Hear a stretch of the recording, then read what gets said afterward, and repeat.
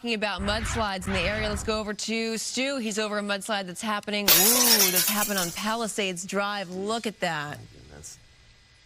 That's right, Jen. And you know what? This one is definitely not just the rain, but also definitely from the scars from the fire. Take a look at that. Those hillsides, almost no vegetation, a little bit here and there, but this is definitely what everybody's been talking about and so worried about. This is going to be Palisades Drive. You got a couple of vehicles making their way up through here right now. Going to keep an eye on them, see if they make it all the way up. Now, officially, this road is closed to any through traffic. Anybody that's going to be driving out here is going to be allowed into the area to begin with, but you can see it right there. This is definitely from the hillsides and that little bit of rain that we had this weekend, which actually wasn't just a little bit. I'd call that a good shower. That's a catch basin right there, and you can see completely filled up, almost overflowing, but definitely flowing out onto the roadway right there. Again, this is on Palisades Drive in the Palisades area, and this is a mudslide definitely caused by those fires and that little bit of rain we had this weekend. I'm Stu Scott. And breaking overnight, CNN has exclusively obtained two new videos offering a more direct angle and vantage point of the midair tragedy between the American Eagle's flight and the Black Hawk helicopter. A warning, these videos are difficult to see as we are also learning more about the 67 lives that were lost in this collision. This morning, the New York Times is reporting that the helicopter may have been flying outside of its approved flight path and higher than it should have been. We'll get much more to that. Let's get to the videos. The first video we want to show you, the bright light that you see at the top is the American Airlines jet as it approached the runway. Then you see the helicopter flying directly into the frame and directly into the plane. Both aircraft immediately then crashing down into the Potomac River.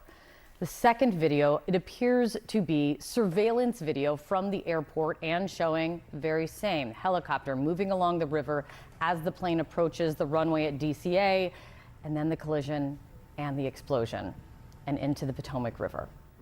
Horrifying. Both now to the investigation into what led to that horrific crash.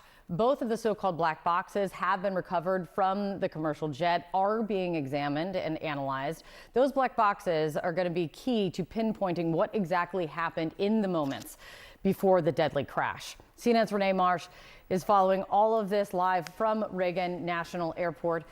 Renee, what is the latest that you're picking up? Well, let's focus on the victims first. Kate, we can tell you that as of this morning, 14 bodies are still missing, 4 of them still pinned inside of the aircraft, and 2 of the soldiers who were inside of that Black Hawk helicopter have yet to be recovered. We know that recovery efforts will resume soon as sun comes up this morning. Now, we also are expecting the flight manifest with the names of the victims, all of them who were on board the commercial aircraft, to potentially be released today. And we also know that President Donald Trump has plans to meet with some of the victims' families. It is unclear when that meeting will happen. Now, as for the investigation, that is ramping up this morning. You mentioned the black boxes have been recovered from both aircraft, both the airplane as well as the Black Hawk helicopter. The NTSB telling us yesterday that they expect to have a preliminary report with a readout from these black boxes within the next 30 days. Investigators are also waiting for a crane to arrive on this crash site. That crane will be helpful in trying to remove much of this debris. That will be critical in this investigation, as well as the debris will hold clues for investigators. And Kate, this morning we're also learning about staffing in that air traffic control tower. We heard that air traffic control audio in which they warned the pilot of the Black Hawk helicopter about the commercial regional jet. And now CNN has learned that one air traffic controller was actually working 2 different tower positions, directing traffic for both local traffic as well as helicopter traffic. However, this source tells us that that is not out of the norm. Kate? And Ray, there's also new reporting today about some other recent close calls at DCA. What are you picking up on that? Right. So what we have learned is just about a day before Wednesday night's deadly incident that there was another flight approaching Reagan National Airport, and it was forced to abort its first landing after a helicopter came close to its path. So concerning information that there was another situation where a helicopter yet again coming close into its path. And I've spoken to several people within the aviation industry yesterday, and they brought up this idea that it is time to ask the question as to whether these military aircraft should be flying in the same airspace along the same path as these commercial aircraft. Of course, as the NTSB wraps up its investigation, which will be many, many months from now, they will make recommendations that will essentially change aviation safety for years to come to essentially make sure that this sort of thing does not happen again. But certainly people paying a lot of attention as to whether these military aircraft should be flying in the same airspace as these commercial aircraft around this airport. Kate? Renee, thank you very much. John? And as Kate was mentioning, there is also new information this morning on the Army Black Hawk helicopter in the crash. Sources tell the New York Times it appears to have been too high and out of its approved flight path. There's some new information on the pilots of the helicopter as well. Let's get right to CNN's Natasha Bertrand at the Pentagon. Natasha, what's the latest from there this morning? Well, John, we're still trying to sort through all of the information that we're getting about this Black Hawk, and the Department of Defense, of course, is doing the same. Up next here on Prime News Paris is Truth or Fake, and I'm joined in the studio by Kathleen Marchand de Abreu. Good to see you, Catalina. So today, the White House has claimed this week that the Biden administration was planning to spend $50 million to send condoms to Gaza. Please tell us more about this. That's right. This claim was first made on January 28th by the White House Press Secretary Caroline Leavitt, who claimed that the Trump administration had just stopped millions of dollars, 50 to be exact, in funding by the Biden administration for condoms to be sent to Gaza. Let's take a listen to her statement. Condoms in Gaza. That is a preposterous waste of taxpayer money. So that's what this pause is focused on, being good stewards of tax. So just to quickly summarize what we just heard her saying, referring to Elon Musk's DOJ, Department of Government Efficiency, and the Office of Management and Budget, OMB, also found that there was about $50 million taxpayer dollars that went out the door to condoms in Gaza. A prosperous waste of taxpayer money, as we just heard her say, without offering any further evidence to back up this claim. One of the examples that she gave to justify Donald Trump's temporary 90-day freeze on federal aid, including foreign aid,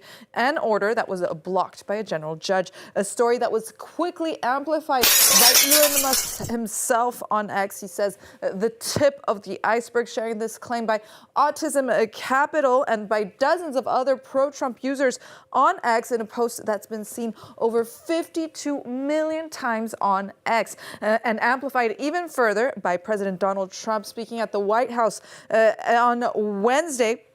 Let's take a listen to what he said. In that process, we identified and stopped $50 million being sent to Gaza to buy condoms for Hamas. 50 million.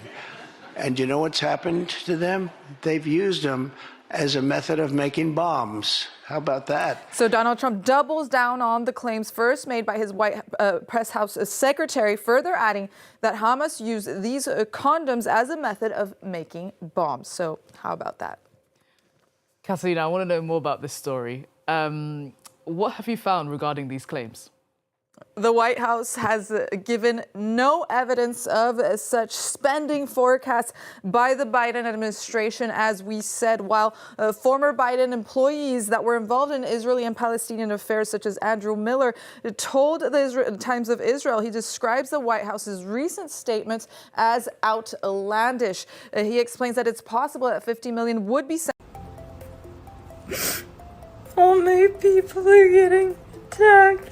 Selena Gomez breaks down in tears in a since-deleted Instagram video. The pop star uploads and later deletes an emotional video of herself speaking about the Trump administration's deportation efforts. after the Justice Department said that multiple government agencies began an immigration crackdown in Chicago in an effort to, quote, enforce U.S. immigration law and preserve public safety and national security. Selena sheds tears as she reacts to the news in a since-deleted video captioned, "I'm sorry," with a Mexican flag. I just wanted to say that I'm so sorry. All my people are getting attacked. The children. I don't understand. I'm so sorry. I wish I could do something, but I can't. I don't know what to do. I'll try everything, I promise.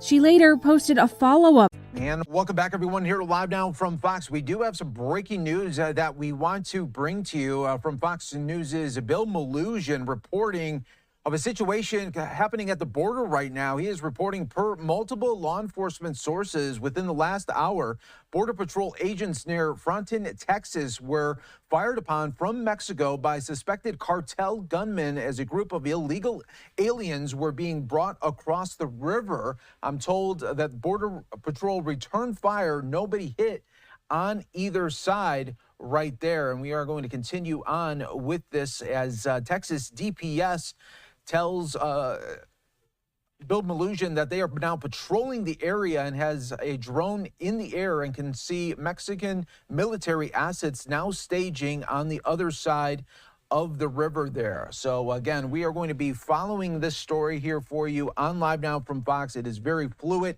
at this moment, but this comes at a time when... My worst fears are that we, the field, the technology, the industry, cause significant harm to the world. I think if this technology goes wrong, it can go quite wrong, and we want to be vocal about that. We want to work with the government to prevent that from happening, but we try to be very clear-eyed about what the downside case is and the work that we have to do to mitigate that.